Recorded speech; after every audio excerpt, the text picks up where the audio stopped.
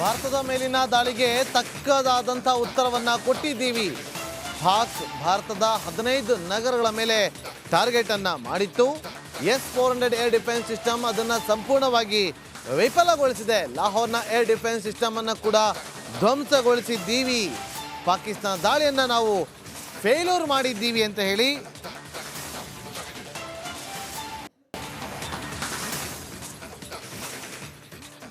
Foreign secretary Vikram Misri ಅವರು ಸ್ಪಷ್ಟೀಕರಣವನ್ನು ಕೊಟ್ಟಿದ್ದಾರೆ. ಗಡಿಯಲ್ಲಿ ಸಿಖ್ಖರನ್ನ ಟಾರ್ಗೆಟ್ ಮಾಡಲಾಗ್ತಾ ಇದೆ ಅನ್ನೋ ಆಶ್ಚರ್ಯ ವಿಚಾರವನ್ನ ಕೂಡ ಬಹಿರಂಗಪಡಿಸಿದ್ದಾರೆ. ಪಹಲ್ಗಾಮ್ ನರಮೇಧದ ಪಾಕ್ ಭಾರತವನ್ನ ಕೆರಳಿಸಿದೆ. ಇದೇ ಭಾರತ ಪಾಕ್ ನಡುವಿನ ಎಸ್ಕಲೇಷನ್ಗೆ ಕಾರಣ. TRFನ ಎಲ್ಲ ಮಾಹಿತಿಯನ್ನ UNSCಗೆ ಕೊಟ್ಟಿದ್ದೀವಿ. ದಾಳಿ ಮಾಡಿದ್ರೆ ಸುಮ್ಮನೆ ಕೂರಲ್ಲ, ತಿರುಗೇಟನ್ನ ಕೊಟ್ಟೇ ಕೊಡ್ತೀವಿ ಅಂತೇಳಿ ಮತ್ತೊಮ್ಮೆ ಸ್ಪಷ್ಟೀಕರಣವನ್ನ ಕೊಟ್ಟಿದ್ದಾರೆ ಫಾರಿನ್ ಸೆಕ್ರೆಟರಿ ಆಗಿರುವಂತಹ ವಿಕ್ರಮ್ ಮಿಸ್ರಿ ಅವರು.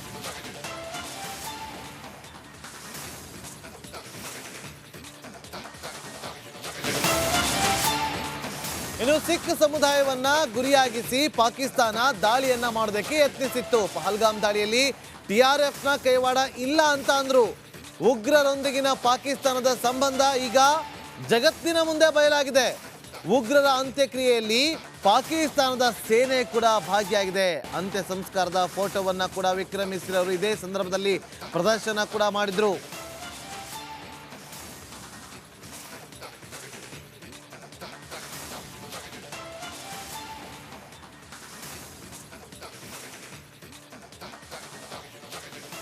ಮತ್ತಷ್ಟು ಮಾಹಿತಿಯನ್ನು ಕೊಡೋದಕ್ಕೆ ನನ್ನ ಸಹೋದರಿ ರಂಜಿತ್ ಶಿರಿಯಾರ್ ನೇರ ಸಂಪರ್ಕದಲ್ಲಿ ಜಾಯ್ನ್ ಆಗಿದ್ದಾರೆ. ರಂಜಿತ್, ಸಿಖ್ಖರನ್ನ ಟಾರ್ಗೆಟ್ ಮಾಡಿರೋ ವಿಚಾರ, ಪಾಕಿಸ್ತಾನ 15 ನಗರಗಳನ್ನು ಟಾರ್ಗೆಟ್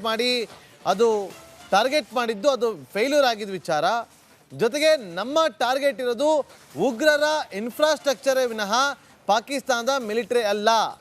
ಜೊತೆಗೆ ಅವರು ದಾಳಿಯನ್ನು ಮಾಡಿದ್ರೆ ಅದಕ್ಕೆ ಉತ್ತರವನ್ನು ಕೂಡ ಕೊಡ್ತೀವಿ ಅಂತೇಳಿ ಮತ್ತೊಮ್ಮೆ ಸಂದೇಶವನ್ನು ಕೊಟ್ಟಿದ್ದಾರೆ. ಓವರಾಲ್ ಇವತ್ತಿನ ಪ್ರೆಸ್ ಮೀಟ್ನ ವಿಚಾರವಾಗಿ ಮಾಹಿತಿಯನ್ನು ಕೊಡೋದಾದ್ರೆ ರಂಜಿತ್.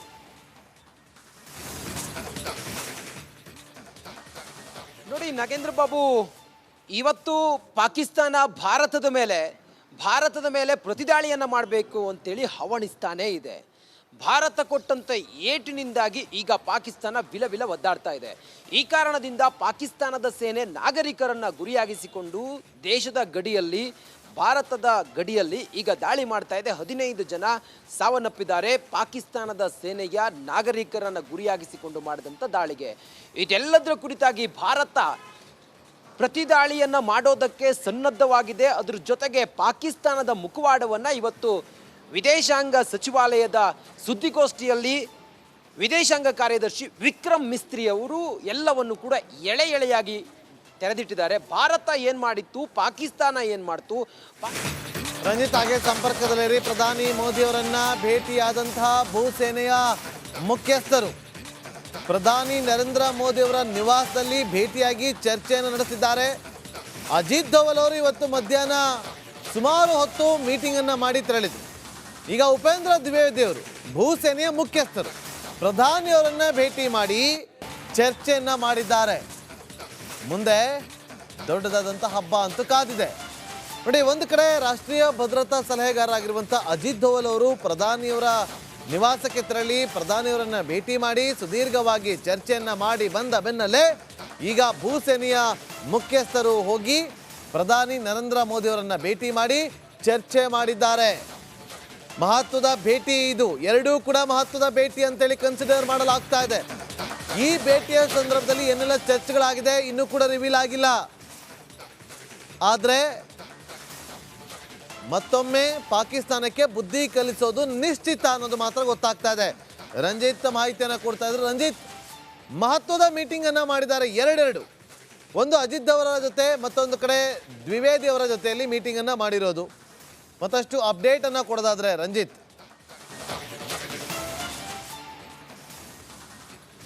ನಾಗೇಂದ್ರ ಬಾಬು, ಎರಡೂ ಮೀಟಿಂಗು ಕೂಡ ಹೈ ವೋಲ್ಟೇಜ್ ಮೀಟಿಂಗ್. ಯಾಕಂತ ಹೇಳಿದ್ರೆ ರಾಷ್ಟ್ರೀಯ ಭದ್ರತಾ ಸಲಹೆಗಾರ ಅಜಿತ್ ದೋವಲ್ ಅವರ ಲೆಕ್ಕಾಚಾರಗಳು, ಅವರ ಸ್ಟ್ರಾಟರ್ಜಿಗಳು ಅಥವಾ ಯುದ್ಧ ತಂತ್ರಗಳನ್ನು ಯಾರೂ ಕೂಡ ಊಹಿಸೋದಕ್ಕೂ ಸಾಧ್ಯ ಇಲ್ಲ.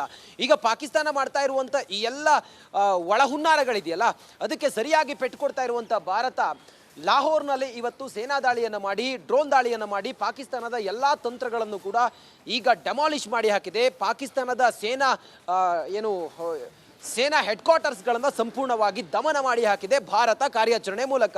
ಮತ್ತೊಂದು ಕಡೆಯಲ್ಲಿ ನೋಡಿ, ಉಪೇಂದ್ರ ದ್ವಿವೇದಿಯವರು ಭೂಸೇನೆಯ ಮುಖ್ಯಸ್ಥರು ಪ್ರಧಾನಿ ನರೇಂದ್ರ ಮೋದಿ ಅವರನ್ನ ಭೇಟಿಯಾಗಿರೋದು. ಮೊನ್ನೆ ಆದಂಥ ದಾಳಿ ಇದೆಯಲ್ಲ, ಸುಮಾರು 54 ವರ್ಷಗಳ ನಂತರ ಭಾರತೀಯ ಭೂಸೇನೆ, ವಾಯುಸೇನೆ, ನೌಕಾಸೇನೆ ಏಕಕಾಲದಲ್ಲಿ ದಾಳಿ ಮಾಡಿ ಉಗ್ರ ನೆಲೆಗಳನ್ನು ಧ್ವಂಸ ಮಾಡಿ ಹಾಕಿದೆ. ಈಗ ಭಾರತ ಗಡಿಯಲ್ಲಿ ಮಾಡ್ತಾ ಇರುವಂತಹ ಆಪರೇಷನ್, ಅದರ ಭಾಗವಾಗಿ ಭೂಸೇನೆಯಿಂದ ಮಾಡಬೇಕಾದಂತಹ ಕಾರ್ಯತಂತ್ರಗಳು, ಅಲ್ಲಿ ಸೇನೆಯ ನಿಯೋಜನೆ, ಇದೆಲ್ಲದರ ಕುರಿತಾಗಿ ಬಹುಶಃ ಉಪೇಂದ್ರ ದ್ವಿವೇದಿ ಅವರು ಪ್ರಧಾನಿಗಳನ್ನ ಭೇಟಿಯಾಗಿ ಮಾತುಕತೆ ಮಾಡಿದ್ದಾರೆ. ಇದೊಂದು ವಿಚಾರ. ಆದರೆ ನೋಡಿ, ವಿದೇಶಾಂಗ ಸಚಿವಾಲಯದ ಕಾರ್ಯದರ್ಶಿಗಳು ಮಾಡಿರುವಂಥ ಈ ಒಂದು ಪ್ರೆಸ್ ಮೀಟ್ ಇದೆಯಲ್ಲ, ಇದು ಭಾರತ ಏನು ಮಾಡ್ತಾ ಇದೆ, ಪಾಕಿಸ್ತಾನ ಏನು ಮಾಡಿತ್ತು, ಏನು ಮಾಡೋದು ಹೊರಟಿಕ್ಕಿಸ್ತಾನ ಸುಮಾರು 15 ಸಿಟಿಯ ಮೇಲೆ, ಭಾರತದ ಪ್ರಮುಖವಾದಂಥ ಕೆಲವು ಸೂಕ್ಷ್ಮ ಸಿಟಿಯ ಮೇಲೆ ಅಟ್ಯಾಕ್ ಮಾಡೋದಕ್ಕೆ ಇವರು ಮಿಸೈಲ್ಗಳನ್ನೆಲ್ಲ ರೆಡಿ ಮಾಡಿದ್ರು ಅನ್ನೋದ್ರ ಬಗ್ಗೆ ಭಾರತಕ್ಕೆ ಗುಪ್ತಚರ ಇಲಾಖೆಯಿಂದ ಮಾಹಿತಿ ಲಭ್ಯ ಆಗಿತ್ತು. ಆ ಕಾರಣದಿಂದ ಭಾರತೀಯ ಸೇನೆ ಲಾಹೋರ್ನ ಮೇಲೆ, ಕೆಲವು ಪಾಕಿಸ್ತಾನದ ಸುಮಾರು 6 ಕಡೆಗಳ ಮೇಲೆ, ಅಲ್ಲಿ ಸೇನಾ ನೆಲೆಗಳ ಮೇಲೆ ದಾಳಿ ಮಾಡಿ ಅಲ್ಲಿದ್ದಂಥ ಎಲ್ಲ ವೆಪನ್ಗಳನ್ನು ಡೆಸ್ಟ್ರಾಯ್ ಮಾಡಿ ಹಾಕಿದೆ. ಭಾರತ ಪದೇ ಪದೇ ಹೇಳ್ತಾ ಇತ್ತು, ನಾವು ನಾಗರಿಕರನ್ನ ಗುರಿಯಾಗಿಸಿ ದಾಳಿ ಮಾಡಿಲ್ಲ, ಅದು ಆಪರೇಷನ್ ಸಿಂಧೂರದಲ್ಲಿ ನಾವು ಉಗ್ರರ ನೆಲೆಗಳನ್ನು, ಭಾರತಕ್ಕೆ ಚಾಲೆಂಜ್ ಆಗಿದ್ದಂಥ ಅಥವಾ ಭಾರತದ ಭದ್ರತೆಗೆ ಚಾಲೆಂಜ್ ಆಗಿದ್ದಂಥ ಉಗ್ರರ ನೆಲೆಗಳನ್ನು ನಾವು ಧ್ವಂಸ ಮಾಡಿದ್ವಿ, ನಾವು ಸೇನೆಯನ್ನು ಕೂಡ ಟಾರ್ಗೆಟ್ ಮಾಡಿಲ್ಲ ಅನ್ನೋದನ್ನು ಹೇಳಿತ್ತು. ಅದರ ಹೊರತಾಗಿಯೂ ಕೂಡ ನೀವು ಭಾರತವನ್ನು ನೀವು ಕೆಣಕ್ತೀರಿ ಅನ್ನೋದಾದರೆ, ಅಥವಾ ಭಾರತದ ಸಿಟಿಗಳನ್ನು ಟಾರ್ಗೆಟ್ ಮಾಡಿ ನೀವು ದಾಳಿ ಮಾಡ್ತೀರಿ ಅನ್ನೋದಾದರೆ, ನೀವೇನಾದರೂ ಭಾರತವನ್ನು ಬೆನ್ನಿಗೆ ಚೂರಿ ಹಾಕೋ ಕೆಲಸ ಮಾಡ್ತೀರಿ ಅನ್ನೋದಾದರೆ, ಖಂಡಿತವಾಗ್ಲೂ ಕೂಡ ಅದನ್ನು ಎದುರಿಸೋದಕ್ಕೆ ಭಾರತ ಶಕ್ತವಾಗಿದೆ, ನಮ್ಮ ಮಿಲಿಟರಿ ಫೋರ್ಸ್ ಎಲ್ಲವನ್ನು ಕೂಡ ನಿಭಾಯಿಸುತ್ತೆ ಅನ್ನೋದನ್ನು ಹೇಳಿದ್ದಾರೆ. ಮತ್ತೊಂದು, ಈ ಭಯೋತ್ಪಾದಕರ ದಾಳಿ ಆಯ್ತಲ್ಲ, 26 ಜನರ ನರಮೇಧ ಮಾಡಿದಂಥ ಪಾಕಿಸ್ತಾನ, ಅದರಲ್ಲಿ ಪಾಕಿಸ್ತಾನದ ಭಯೋತ್ಪಾದಕರ ಜೊತೆಗೆ ಪಾಕಿಸ್ತಾನ ಆರ್ಮಿ ಸಂಪರ್ಕ ಇತ್ತು ಅಂತೇಳಿ ಭಾರತ ಪದೇ ಪದೇ ಹೇಳ್ತಾ ಇದ್ರು ಕೂಡ, ನಾನವನಲ್ಲ ಅಂತೇಳಿ ಹೇಳ್ತಾ ಇದ್ದಂಥ ಪಾಕಿಸ್ತಾನ ನಿನ್ನೆ ಭಯೋತ್ಪಾದಕರ ನೆಲೆಗಳನ್ನು ಹೊಕ್ಕಿ ಭಾರತೀಯ ಸೇನೆ ಅವರ ನೆಲೆಗಳನ್ನು ಧ್ವಂಸ ಮಾಡಿ ಅವರನ್ನು ದಮನ ಮಾಡಿದಾಗ, ಅದರ ಅಂತಿಮ ಸಮಯದಲ್ಲಿ ಅಥವಾ ಅವರ ಕ್ರಿಮಿಷನ್ ಸಮಯದಲ್ಲಿ ಪಾಕಿಸ್ತಾನ ಸೇನೆಯು ಇರೋದು ಸಾರಿ ಹೇಳ್ತಾ ಇದೆ ಅಂತೇಳಿ ಫೋಟೋವನ್ನು ಅಥವಾ ಆ ಪಿಕ್ಚರನ್ನು ಅಲ್ಲಿ ಪ್ರದರ್ಶನ ಮಾಡಿದ್ದಾರೆ. ಅಂದರೆ ಪಾಕಿಸ್ತಾನ ಸೇನೆ ಇದರಲ್ಲಿ ಕುಮ್ಮಕ್ಕು ಕೊಟ್ಟು ಭಾರತದ ಮೇಲೆ ದಾಳಿ ಮಾಡಿದೆ ಅನ್ನೋದನ್ನು ಬಹಳ ಪ್ರಮುಖವಾಗಿ ಹೇಳಿದ್ದಾರೆ. ಕದನ ವಿರಾಮವನ್ನು LOCಯಲ್ಲಿ ನೀವು ನಿರಂತರವಾಗಿ ಕದನ ವಿರಾಮವನ್ನು ಉಲ್ಲಂಘಿಸಿ ದಾಳಿ ಮಾಡ್ತಾ ಇದ್ದೀರಿ, ನಮ್ಮ ನಾಗರಿಕರನ್ನು ಟಾರ್ಗೆಟ್ ಮಾಡಿದ್ದೀರಿ, ಆದರೆ ಇದು ಒಪ್ಪುವಂಥದ್ದಲ್ಲ, ನಿಮಗೆ ಇದೇ ರೀತಿ ಕಂಟಿನ್ಯೂ ಆದರೆ ನಿಮ್ಗೆ ಸರಿಯಾದ ಉತ್ತರವನ್ನು ನಾವು ಕೊಡ್ತೀವಿ ಅನ್ನೋದನ್ನು ಇಲ್ಲಿ ಬಹಳ ಕ್ಲಾರಿಟಿಯಾಗಿ ಅಥವಾ ಬಹಳ ಸ್ಪಷ್ಟವಾಗಿ ಹೇಳಿದ್ದಾರೆ. ಒಟ್ಟಾರೆ ನಾವು ಗಮನಿಸ್ತಾ ಹೋದರೆ ಈ ಒಂದು ಸಭೆ ಇದೆಯಲ್ಲ, ಬಹಳ ಪ್ರಾಮುಖ್ಯತೆಯನ್ನು ಪಡೆದುಕೊಂಡಿದೆ. ಪಾಕಿಸ್ತಾನ ಇದರಿಂದ ಏನು ಮಾಡುತ್ತೆ ಅನ್ನೋದು ಭಾರತದ ಸ್ಟ್ಯಾಂಡ್, ಇದು ಭಾರತದ ನಿಲುವಿದು. ನೀವು ಹಿಂಗೆ ಮಾಡಿದರೆ ನಾವು ಹಿಂಗೆ ಮಾಡ್ತೀವಿ, ಹಿಂಗಾಗಿದೆ, ನೀವೇನಾದರೂ ಮತ್ತೇನಾದರೂ ನಮ್ಮನ್ನು ಕೆಣಕೋಕೆ ಬಂದರೆ ನಾವು ನಿಮ್ಮನ್ನು ಸರ್ವನಾಶ ಮಾಡ್ತೀವಿ ಅನ್ನುವ ಸಂದೇಶವನ್ನು ಈ ಒಂದು ಸಭೆಯಲ್ಲಿ ಮಾನ್ಯ ವಿಕ್ರಮ್ ಮಿಸ್ತ್ರಿ, ವಿದೇಶಾಂಗ ಕಾರ್ಯದರ್ಶಿ ವಿಕ್ರಮ್ ಮಿಸ್ತ್ರಿ ಅವರು ಕೊಟ್ಟಿದ್ದಾರೆ. ಈ ಮೀಟಿಂಗ್ನಲ್ಲಿ ವಿಂಗ್ ಕಮಾಂಡರ್ ಯೋಮಿಕಾ ಸಿಂಗ್ ಕೂಡ ಇದ್ದರು, ಕರ್ನಲ್ ಸೋಫಿಯಾ ಕುರೇಶಿ ಕೂಡ ಈ ಮೀಟಿಂಗ್ನಲ್ಲಿ ಇದ್ರು. ಒಟ್ಟಾರೆ ನಾವು ಗಮನಿಸ್ತಾ ಹೋದರೆ ಭಾರತದ ಈ ಎಲ್ಲ ಆಪರೇಷನ್ಗಳು ಪಾಕಿಸ್ತಾನಕ್ಕೆ ಕೇಡುಗಾಲ ಶುರುವಾಗಿದೆ ಅನ್ನೋದ್ರಲ್ಲಿ no doubt. Nagendra Babu, okay, thank you Ranjith ನಿಮ್ಮೆಲ್ಲ ಮಾಹಿತಿಗಾಗಿ.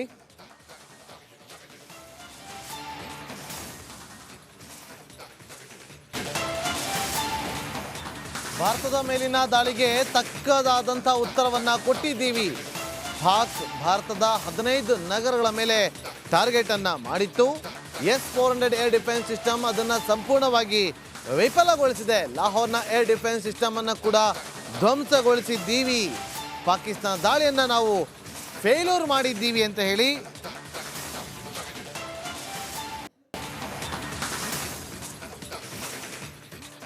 ಫಾರಿನ್ ಸೆಕ್ರೆಟರಿ ವಿಕ್ರಮ್ ಮಿಸ್ತ್ರಿ ಅವರು ಸ್ಪಷ್ಟೀಕರಣವನ್ನ ಕೊಟ್ಟಿದ್ದಾರೆ.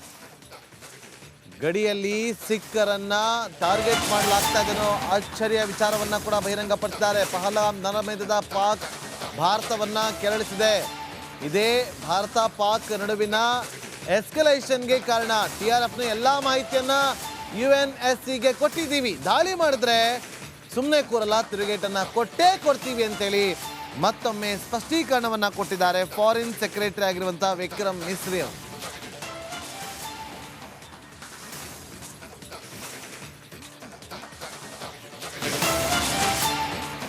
ಇನ್ನು ಸಿಖ್ ಸಮುದಾಯವನ್ನ ಗುರಿಯಾಗಿಸಿ ಪಾಕಿಸ್ತಾನ ದಾಳಿಯನ್ನ ಮಾಡೋದಕ್ಕೆ ಯತ್ನಿಸಿತ್ತು. ಪಹಲ್ಗಾಮ್ ದಾಳಿಯಲ್ಲಿ TRFನ ಕೈವಾಡ ಇಲ್ಲ ಅಂತ ಅಂದ್ರು.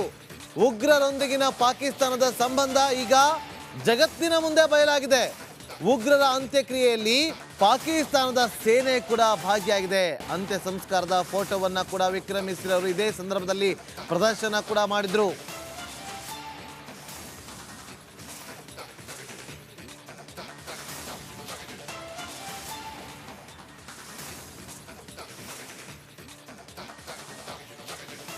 ಮತ್ತಷ್ಟು ಮಾಹಿತಿಯನ್ನು ಕೊಡೋದಕ್ಕೆ ನನ್ನ ಸಹೋದರಿ ರಂಜಿತ್ ಶಿರಿಯಾರ್ ನೇರ ಸಂಪರ್ಕದಲ್ಲಿ ಜಾಯ್ನ್ ಆಗಿದ್ದಾರೆ. ರಂಜಿತ್, ಸಿಖ್ಖರನ್ನ ಟಾರ್ಗೆಟ್ ಮಾಡಿರೋ ವಿಚಾರ, ಪಾಕಿಸ್ತಾನ 15 ನಗರಗಳನ್ನು ಟಾರ್ಗೆಟ್ ಮಾಡಿದ್ದು ಅದು ಫೇಲ್ಯೂರ್ ಆಗಿದ್ದ ವಿಚಾರ. ಜೊತೆಗೆ ನಮ್ಮ ಟಾರ್ಗೆಟ್ ಇರೋದು ಉಗ್ರರ ಇನ್ಫ್ರಾಸ್ಟ್ರಕ್ಚರೇ ವಿನಃ ಪಾಕಿಸ್ತಾನದ ಮಿಲಿಟರಿ ಅಲ್ಲ. ಜೊತೆಗೆ ಅವರು ದಾಳಿಯನ್ನ ಮಾಡಿದ್ರೆ ಅದಕ್ಕೆ ಉತ್ತರವನ್ನ ಕೂಡ ಕೊಡ್ತೀವಿ ಅಂತೇಳಿ ಮತ್ತೊಮ್ಮೆ ಸಂದೇಶವನ್ನ ಕೊಟ್ಟಿದ್ದಾರೆ. ಓವರಾಲ್ ಇವತ್ತಿನ ಪ್ರೆಸ್ ಮೀಟ್ನ ವಿಚಾರವಾಗಿ ಮಾಹಿತಿಯನ್ನ ಕೊಡೋದಾದ್ರೆ ರಂಜಿತ್.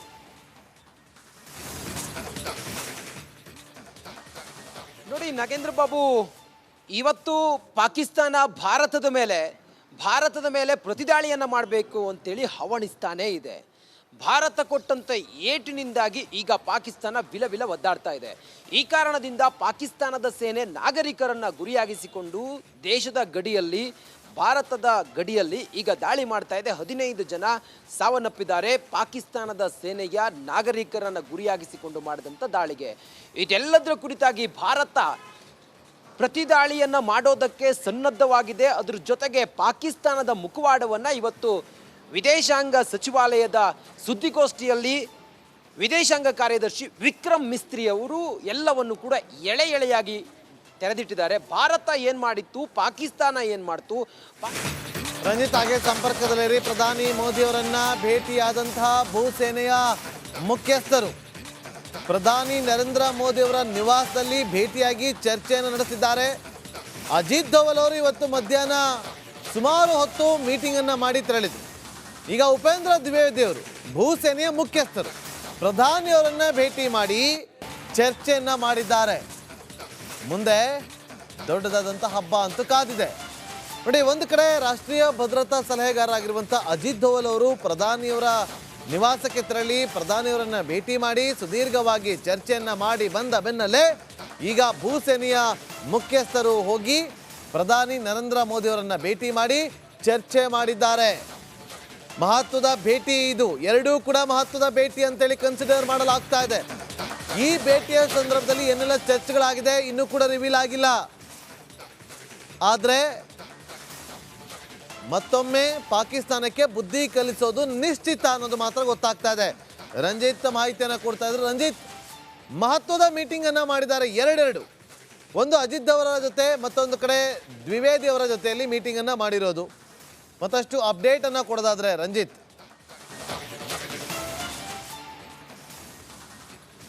ನಾಗೇಂದ್ರ ಬಾಬು, ಎರಡೂ ಮೀಟಿಂಗು ಕೂಡ ಹೈ ವೋಲ್ಟೇಜ್ ಮೀಟಿಂಗ್. ಯಾಕಂತ ಹೇಳಿದ್ರೆ ರಾಷ್ಟ್ರೀಯ ಭದ್ರತಾ ಸಲಹೆಗಾರ ಅಜಿತ್ ದೋವೆಲ್ ಅವರ ಲೆಕ್ಕಾಚಾರಗಳು, ಅವರ ಸ್ಟ್ರಾಟರ್ಜಿಗಳು ಅಥವಾ ಯುದ್ಧ ತಂತ್ರಗಳನ್ನು ಯಾರೂ ಕೂಡ ಊಹಿಸೋದಕ್ಕೂ ಸಾಧ್ಯ ಇಲ್ಲ.